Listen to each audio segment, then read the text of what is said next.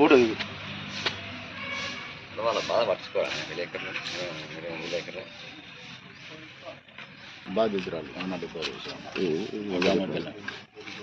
మా అట్రాంజనుల జీవితాలన్నీ నాశనం అయిపోతాయి. పట్టించుకునే నాదం లేడు.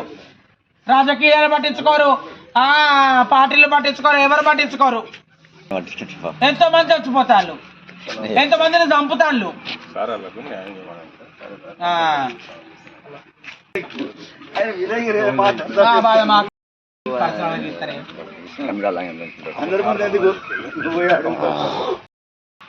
వాడు చంపుతారని కాదు, దీనే చంపుతారు. రాత్రి రాత్రి బోడలు దునుకుతాండి. మరి ఏం చేస్తాం?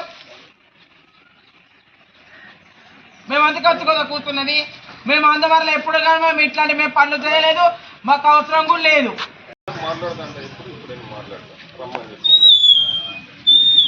మీరు చంపుతేనన్నా ఆ ప్రేమతోటి ప్రేమ అని ఏమన్నా కొత్తలకే రక్షణ లేదు, ఆడవకే రక్షణ ఉంటుంది.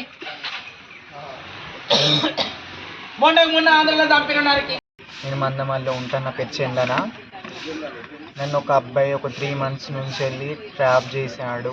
ట్రాప్ చేసి లవ్, ప్రేమ అది ఇది అని నా దగ్గర డబ్బులు కానీ అవి తీసుకోవడం, ఇది తీసుకోవడం, బ్లాక్మెయిల్ చేయడం, చనిపోతా, ట్రైన్ పట్టల కాడికి వెళ్ళి చనిపోతున్నాను అలా ఇలా నన్ను బాగా బ్లాక్మెయిల్ చేయడం కానీ, వీడియో కాల్స్, పట్టల కాడికి వెళ్ళి వీడియో కాల్స్, అవి బెదిరింపు కాల్స్, వాళ్ళ ఫ్రెండ్స్కు ఇటు వచ్చిన ఆమెకు ఫోన్ చేసి చెప్పండి అది అని బెదిరింపు కాల్స్ చాలా నాకు వస్తున్నాయి.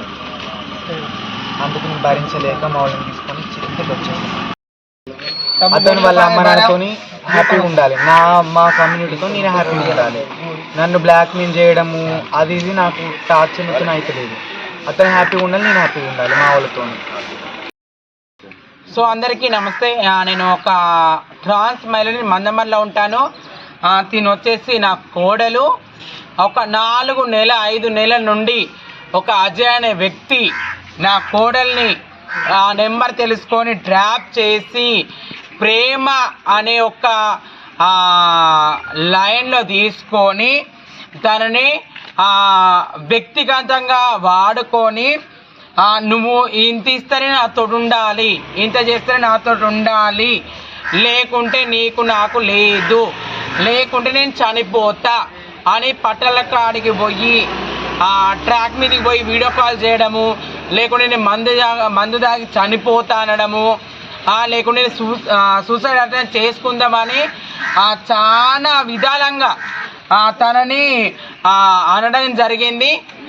ఒకసారి కొట్టి చెప్పాము, తిట్టి చెప్పాము, మంచిగా చెప్పాము, మేమందరం కూడా కలిసి చెప్పాము. కానీ ఆ వ్యక్తి వినట్లేదు. నైట్ పూట మా గోడలు దునకడం, మా ఇంట్లో మా ఫ్యామిలీ ఉన్నారు, అమ్మ, అక్క, అన్న, తమ్ముడు, చెల్లి అందరు మా ఫ్యామిలీ ఉంటారు.